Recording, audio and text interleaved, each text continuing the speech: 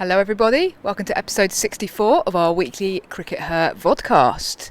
And today we have been at the third round of the RHF Trophy. The third round is almost complete now, although there is going to be another game tomorrow between Thunder and Lightning at the moment that we're filming. But today we've been here at the Oval and we've watched the Stars beat Storm pretty comprehensively. Now Sid, we did have a bit of a dilemma about which match to go to today. You were a bit disappointed we didn't go and watch the Vipers at Hove. Yeah, it didn't go too well for the Vipers today, did it? Not really.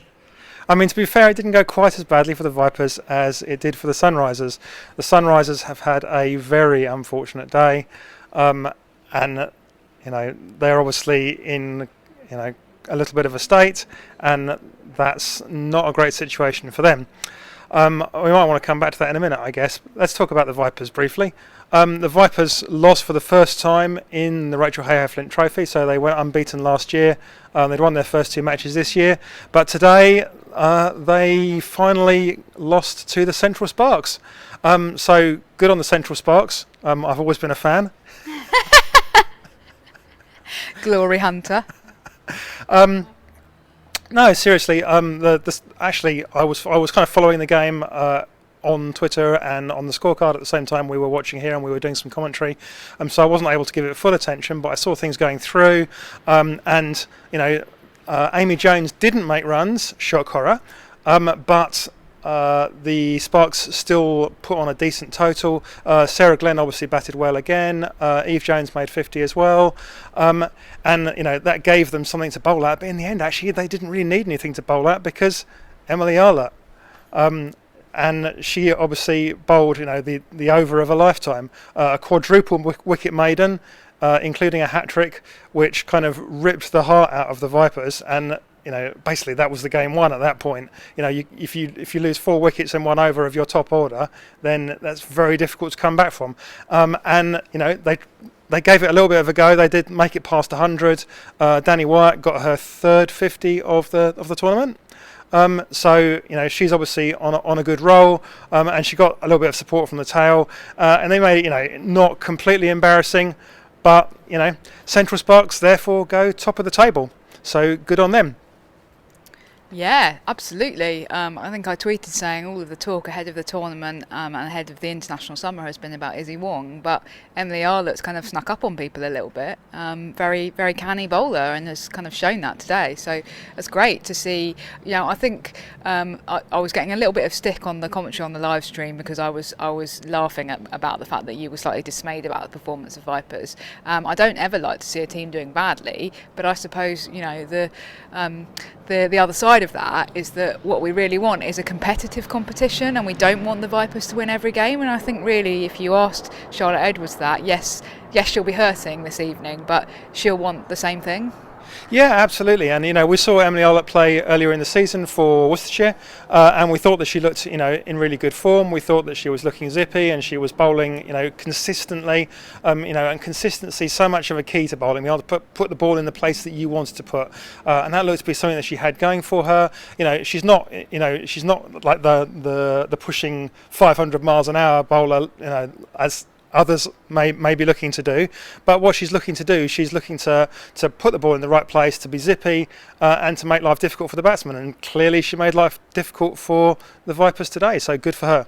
Now, of course, we want a competitive competition, and that's why, just to return to the Sunrisers question, that's why that's problematic, isn't it? Because when a team is losing every game, and not just losing by kind of small margins, losing by big margins, that is a difficult thing for the competition and kind of for women's cricket. And the idea really behind this, setting up this regional competition in the same way as the Kia Super League, was that the ECB would make it a balanced competition, and that therefore we would see really competitive, very exciting matches.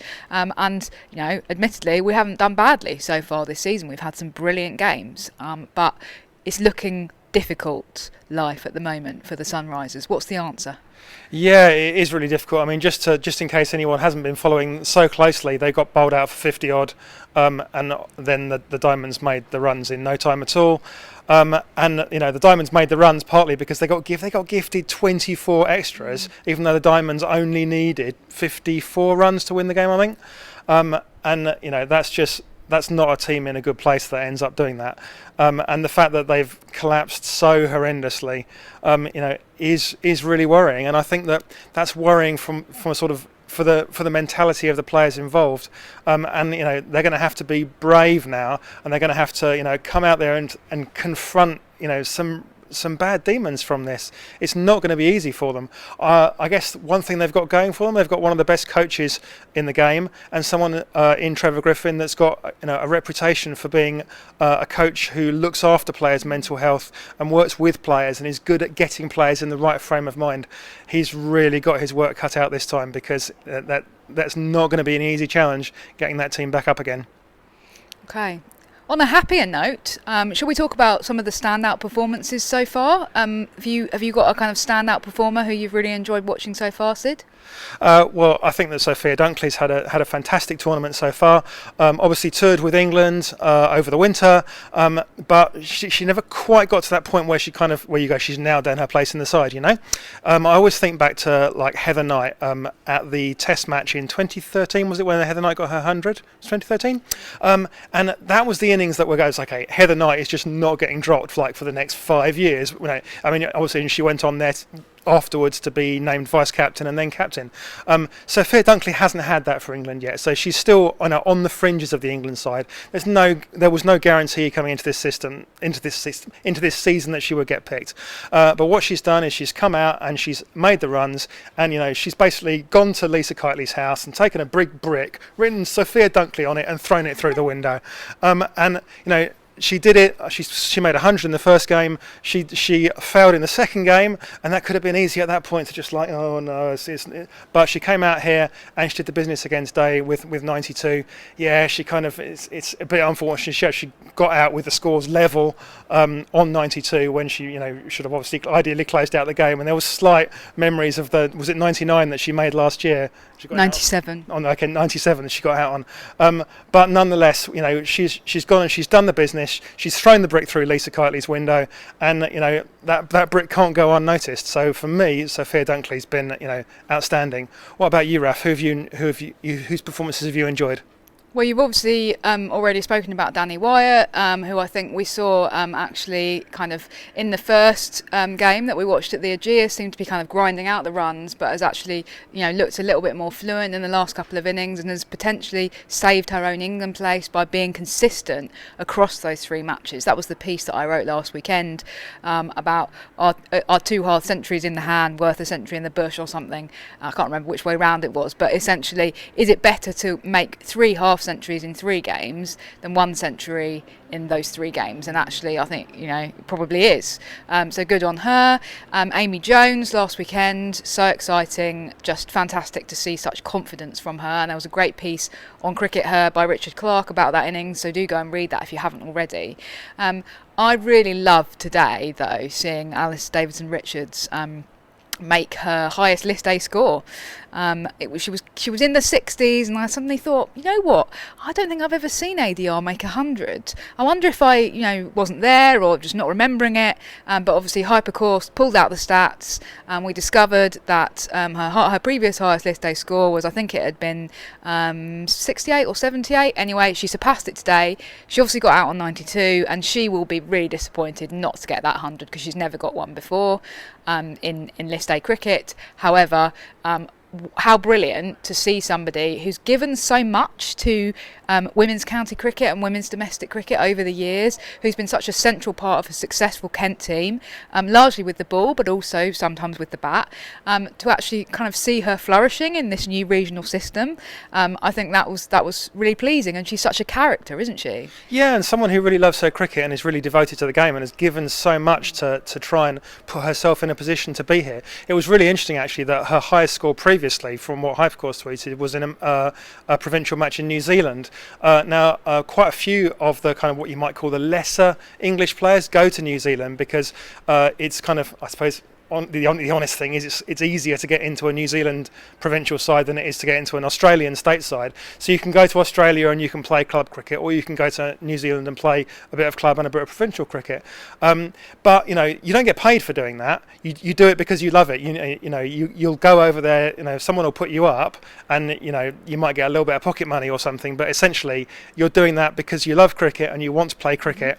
And Eve Jones has done the same thing, and she's also come into this situation now where she's become a professional, and it's so great that these people that love cricket so much that they were prepared to go to the other side of the world just to play that bit more cricket, and now at places like this, in doing on the live stream in front of thousands and thousands of viewers and making such a success of it. It's wonderful.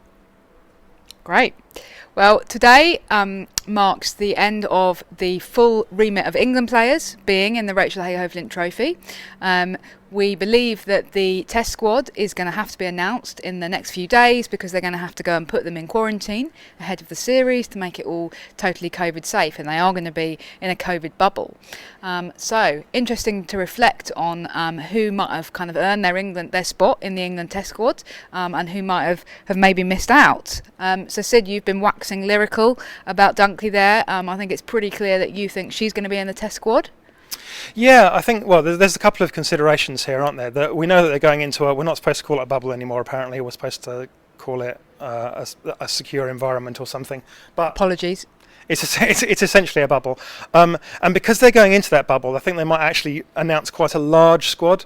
It's probably not going to be like the squad that they had prior to the internationals last summer, where there were like 24 people in it.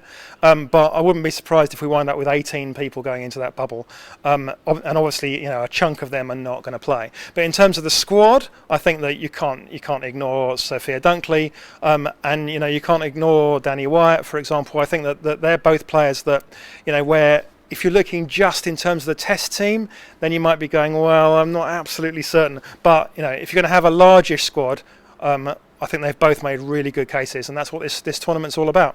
What about you, Raf? Well, I was going to say, does it matter that neither of those names that you've said have ever played a test before? I think people sometimes overlook the fact that Danni Wyatt's never played a test because she's such a regular now, particularly in the T20 side for England. Obviously, Sophia Dunkley has never even played an ODI. To what extent does that have to factor in to Heather Knight and Lisa Keightley's thinking? I don't think it matters very much, actually. Interestingly, people have been saying that the other way with regard to George Elwes, because George Elwes has played a number of tests, and people are saying, well, we should pick George Elwes because she's played several tests. And I don't think you should pick George Elwes because she played several tests. I think you should pick George Elwes, but I think you should pick George Elwes because she's a solid player. She gives you a good bowling option. She could easily knock out 40 or 50 overs in a test match, and she will do so reliably. She won't be really expensive, and she's also got the potential to score a reasonable number of runs. So I think you have her in the squad, but you don't have her in the squad because she's played other tests, for me. Okay, that's interesting. I think that has got to be a factor in your thinking, when maybe not when you're picking the squad, but when you're picking your final 11. I think that it's such an advantage to have people there who have played a test, and in Georgia Elwes' case, I think she's played 3 or 4 tests, which in the context of the current England side is quite a lot of tests. Georgia Elwes very much plays the Jenny Gunn role, in the sense that she will bowl a lot of overs, be very consistent and not concede very many runs, and obviously also gives you important kind of lower middle order batting, as you say. So she offers that all-round option, but she knows what it's like to go to bed on day 3 and have a sore arm or a sore leg and know that you've got to get up the next day and bowl 30 overs, and a lot of the people in the current squad don't know that and haven't experienced that, and you can't replicate that in training. So I think that there is something valuable about that.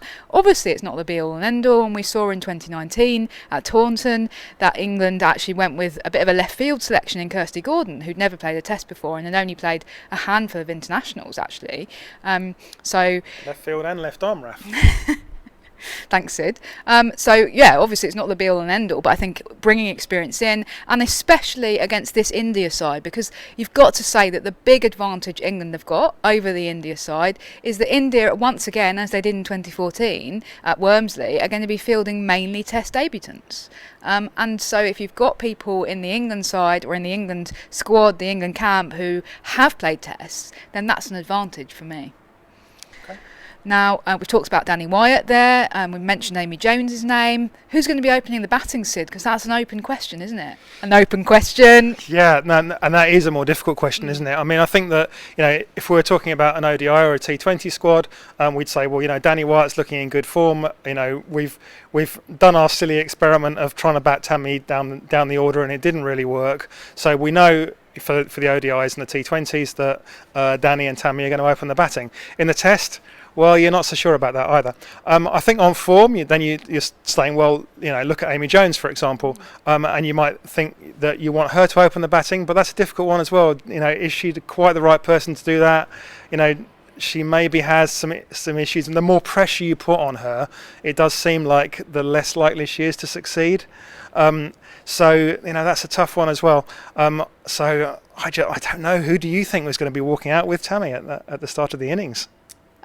Well, I think, as you say, it's a difficult question. I think sometimes the timing of your innings in domestic cricket matters in these things. If we'd been recording this podcast 24 hours ago, we would have said, well, you just can't look past Amy Jones hitting that 150 in the second round of the RHF because it was just such a brilliant innings. But we've now seen that Amy Jones's most recent performance in the RHF was a failure, you'd have to say. So does that mean that therefore there's kind of less impetus behind her name going into the actual selection of the Test 11? She's got to be in the 11, right? But is she going to open? I mean, there's no question she's going to be in the 11 because we need somebody behind the stumps who's actually kept wicket recently. Yeah, and took an absolutely fantastic catch today. Do check out the Central Sparks tweeted MR Lott's hat-trick. Check out the second wicket in that wonderful catch from Amy Jones. Yeah, she's a brilliant keeper. So we're very lucky to have her. But it is an open question about whether she opens. Yeah. The other option is, of course, who opened for the Storm today, Raf? Heather Knight. Perhaps Heather is thinking that. And she's said in the past that she's not massively keen on this role. But on the other hand, if she's going, well, I'm the captain, I have to take responsibility. There isn't really anybody else. She has succeeded demonstrably opening the batting before. Is Heather looking to take that role herself? Maybe. I think that's very unlikely.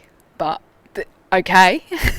She hasn't opened for England in a very long time, and I think to some extent England's problem is that they've got a surplus of openers rather than no openers. They've got, we've seen that during the World T20, for example, in Australia last year, there were 3 people fighting it out for 2 opening spots essentially. So I'm not convinced that that's going to happen, but interesting to throw it out there. I think the other question that we should discuss is about the kind of balance of the side between batters and bowlers. Obviously, that will be something that England will have to consider, and they will have to look at the pitch. And I think we're thinking that in Bristol we're probably likely to get more of a quicker pitch, a kind of bouncy pitch. Because it would be crazy to develop a kind of spinning pitch against India, let's be honest. So I think we'd probably say that Catherine Brunt, Anya Shrubsole and Sophie Ecclestone are your 3 definite bowlers. We've talked a bit about Georgia Elwys. Is there anyone else that you'd have in the side, Sid? What do you think about that? Yeah, well, I mean, you have to think first of all: are you going to pick another seamer? You got to look at your backup bowling options. Heather Knight will obviously bowl a few overs, but not probably huge amount. Nat Civil will hope to bowl some, but again, probably they'd rather avoid her bowling a huge amount. The other side of the coin is, of course, that you're probably not going to think that Catherine Brunt is going to bowl, 40 or 50 overs in the Test. So she's probably going to, you can't treat her like the workhorse. You have to be a bit more careful with how you allocate her overs. So I think there's a really good case for another seamer. So does that make the case for Freya Davis, Raf? Yeah, I think it possibly does. I think I'm torn between what I would do and what I think that Heather and Lisa Kiteley will actually do, because I think that England generally have been quite notoriously conservative about selection, but particularly about selection for a test. So that potentially makes it less likely that they might do something a bit wild, like, for example, chuck in Emily Arlott or Lauren Bell, for example. Now, I think the way that you win a women's test these days, and nobody seems to really pay any attention to me, because I said exactly the same thing in the 2019 test. I said exactly the same thing before the 2019 test, the Ashes test at Taunton. I said the way that you win a test is you have to bowl the other side out twice, but you have to do it really quickly. We've only got 4 days. Most tests end up with some or all of a day being rained off. That happened at Taunton. So you got to crack on. And so if you really want to win, obviously I realise you don't necessarily control the toss, but say you win the toss, you bat first. You bat really quickly, you bat like it's a 50 over match, you bat with impetus, and you do it and you hurry up and you make sure that on the morning of day 2, very quickly, you can put the other side in with enough runs on the board, and then you bowl them out twice. You get them to follow on and you bowl them out twice, or you bowl them out cheaply, and then that's the way to do it, right? So you need a strike bowler rather than a containing bowler, so that's where you need a Lauren Bell or an Izzy Wong. Yeah, exactly, but that's not going to happen, I'm afraid, because that's not the way that England pick their players. They don't tend to take those risks, and they especially don't tend to take those risks when it's a test. I think that's a shame. I do think that my way of approaching it is the way that they should be approaching it, and I would say the same if if Mitali Raj knocked on my door tomorrow, I'd be telling her the same thing. But again, not going to happen. So anyway, really excited to hear who's in the test squads.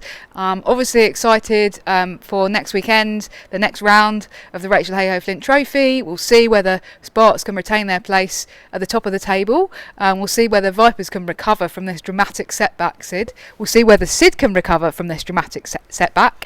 And yeah, see you in a week's time. Bye for now. Bye.